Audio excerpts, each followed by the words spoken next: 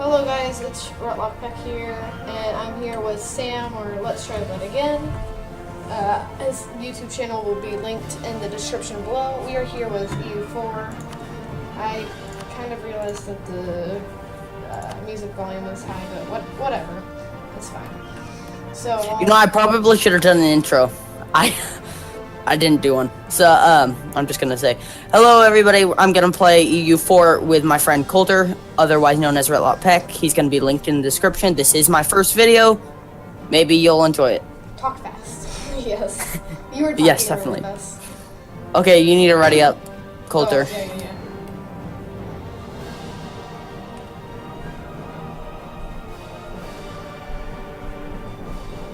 Is this your first EU4 video too? This is my first video. This is maybe we should. I bet a lot of people don't know what EU4 is. How about we give a brief description of what it is? Okay, the game will start pausing anyways. EU4 is a game where you start in the year 1444 and you're just trying to build an empire. 1444 to 1821, you can choose what. 21, 18 okay. To 1821.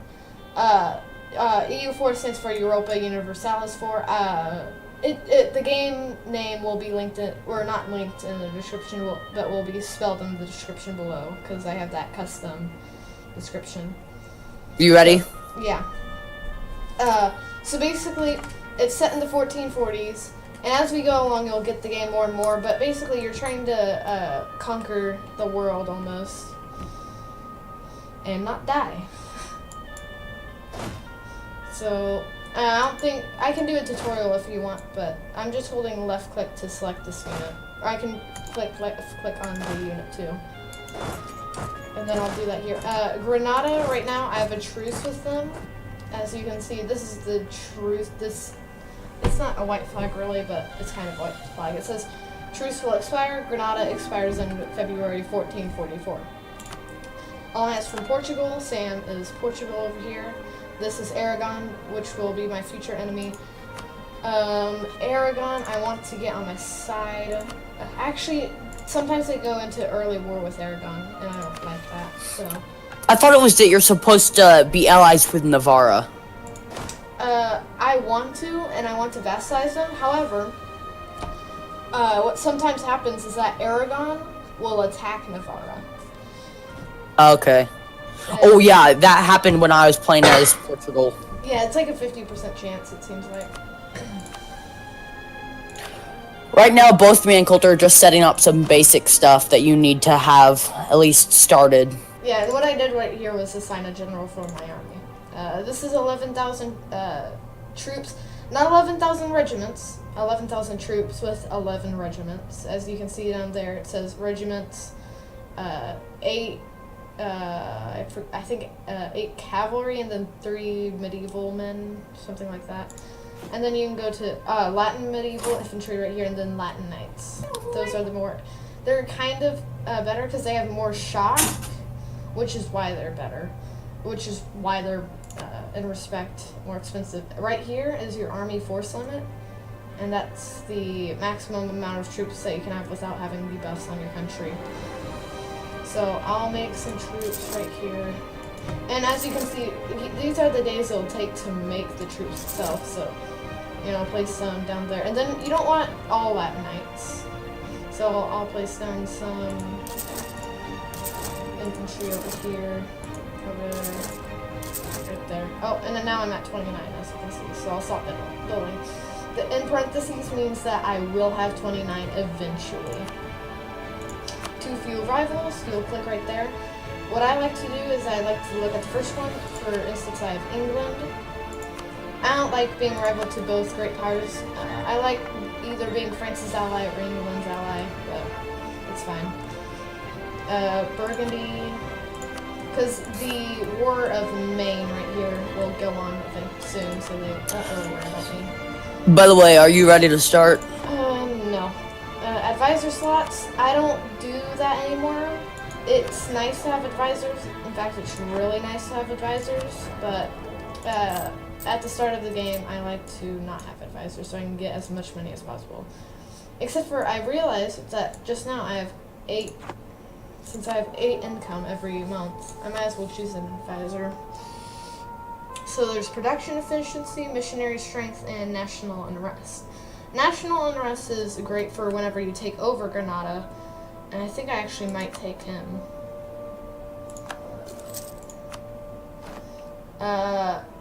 You can, and this is the diplomatic power that it'll cost every single month. I believe this is, or maybe this is what you gain. The problem is you can't go into a very early war with Granada. Yeah. You have to wait 5 years. And now we can do, I would do morale of armies. I can do a national decision and disputed succession. Okay, it's cool.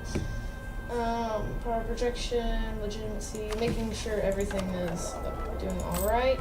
See, now I'm gaining 2 balance. And that's because I chose a +2 diplomatic power. Or for my advisor. And what that will do is it will, where is it? Did I miss it? It's over here. So you can see how much it'll take up monthly. Like this is $4 monthly. So actually I might want to, I don't think I can cancel them actually. And this is 1 monthly, 1 monthly. So if you do like the +2, it like quadruples it. So you don't want it. I'm gonna start the game pretty soon. Okay, you can start the game now. Okay. Oh, and for some reason I have 0 money in my treasury, which is interesting. But I think there's a few bugs in the game. But I think once it goes to the new month, they'll update and say, oh, I'm lagging behind apparently.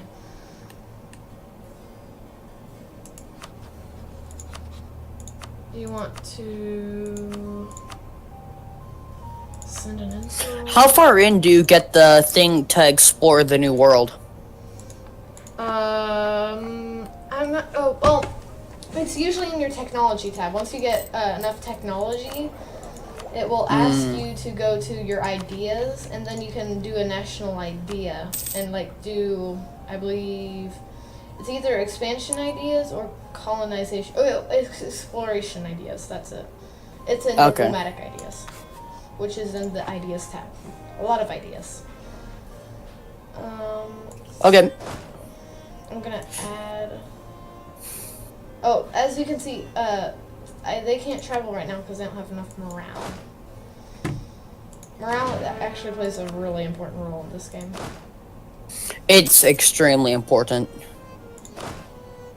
Morale is extremely important for this game because if you have low morale, your troops are gonna die. Oh, maybe I should much actually up my easier. morale so they can move. That might be a smart thing to do. Like just a little. Oh, but then I'm not gaining. Wait, why am I at 6? Castile just had like 200. Did I pay a lot for something? Did I do something wrong? I don't know. But for some reason I only have 7. Military access from Portugal, might as well. I'll royal marriage you also. Oh, okay, you're gonna do that? Okay. Yep.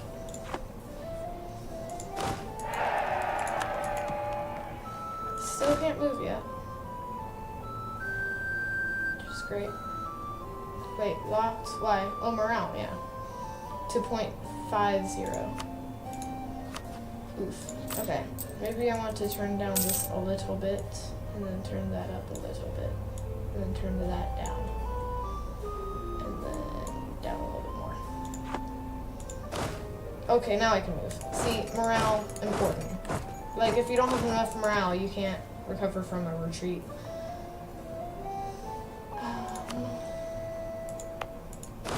Oh, I should probably... Whoa. That was low morale. Why is this horse being weird? Oh, no, it's not. Yeah, it's odd.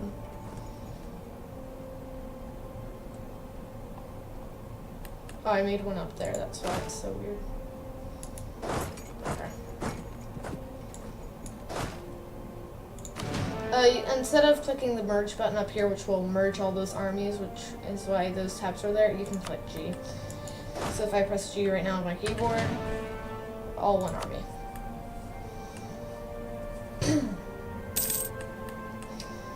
I don't know if Aragon. I don't think it'll be quite yet, but Aragon hasn't declared war on Navarra. Oh, the last time I did it with Portugal, it took like 17 years for it to happen. It was weird. So right now I'm just sending my barks, which are also known as trading ships, to go protect trade, which means I'll get more money. You must have light ships to protect. Oh yeah. So basically, whenever I get called into a war, I can block their. Well, okay. Let me see what allies. Oh, I've never understood how to do a blockade. What do you do to do a blockade? You just have to go into the waters, like right click. So like, say I'm trying to blockade Jabal Tariq, which is left of Granada, the province. Then I'd go to the Straits of Gibraltar, and then I'm pretty sure it would start blockading. You know, if there's like red lines around there, where that gray area is, bordering the sea. That gray border, it'll be, instead of that gray, it'll be red. And that's how you know if you're blockading or not. That's how you know if you're being blockaded. And that ship just went through land. Okay. This is a very, very slow game. Can be if you like, if you boost the game speed, then you'll. I didn't set it all the way high, but yeah, Alliance. It still is a pretty slow game. Shoot. Okay, I'll. Yeah, you want to vassalize them. Yeah, I do want to vassalize them actually, but the only problem is Aragon might come in. So I'm taking my chances with this. Oh yeah, I played as Castile in single player, and as soon as they called me into a war against Aragon. Yeah, exactly. Wait. And Portugal didn't come to my aid. But this time, if that happens, you can call me to help. Okay. It's being so weird for some reason. Let me open my fleet. Let's see. I'm not getting enough. I think it's because of the advisor I hired. Sadly. And that's why I don't like hiring advisors. For this reason. Oh, I can fire them. Okay, that's nice. Fire you. Okay. No, I didn't mean to fire. Okay, fine. I'll just fire all of you guys. Yes, fire you too. There you go. Do I still have him? Yeah. But, So now I can go to the economy and have my troop maintenance all the way up. And will I suffer penalties? Not at all. Royal marriage from Navarra. Sure. Okay. So now if Aragon does declare war, my morale will be high. Morale, okay, so how this game works is, say, you have 1,000 versus 15,000. You would think in a normal game, if you would just subtract the amount of troops they have from you. So, say they have 1,000, say you have 15,000. So you would subtract. This game is Risk. Yes. Just essentially. Just interrupt me. That's fine. Well, it is essentially the rules of Risk, if you've ever played Risk. More interruption. Love it. Gotta love it. So, gain one stability, sure. Stability is also good, but let's not get into that. So, if you have 15,000 troops and they have 1,000 and you attack them, you won't lose 1,000. And you won't be at 14,000. You'll be at 14.9 thousand because this game goes off exponentially. So the more troops you have against their troops, obviously the better you can surround them and the less people will die because of the more support your troops have against their 1,000. So, however, morale is a big factor. So if you have, say, 100,000 troops with no morale whatsoever, and 15,000 troops comes in with full morale, they will destroy you. You will enter the third dimension. Yeah, you get destroyed pretty quickly in this game if you aren't doing it properly. And that's why this game is so complicated. And that's why I'm still bad at it with only 70 hours. I say only, but it really is only. Yeah. It might seem like a lot. But I'm actually, my best nation is Ottoman. I'm pretty good as the Ottomans. I'm sorry, it isn't. 'Cause that's America is hard. If you go to just after they formed, they're hard to fight against or to actually manage. To fight against, they beat British twice. Yeah, except if you go into the War of 1812, it is really one of those things, like, you think about, like, how did they actually win the first time? I haven't done that. Of course Sam has. Tonkin is getting shredded by Morocco. So as long as Grenada isn't allied with Morocco, yeah, that's nice. Is Tunis rival to Morocco?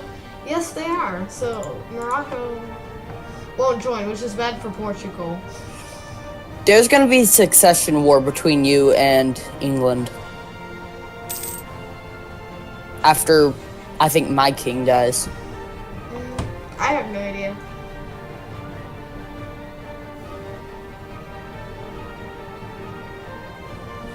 Maybe. I don't know. It just said there was going to be a succession war between England and Castile.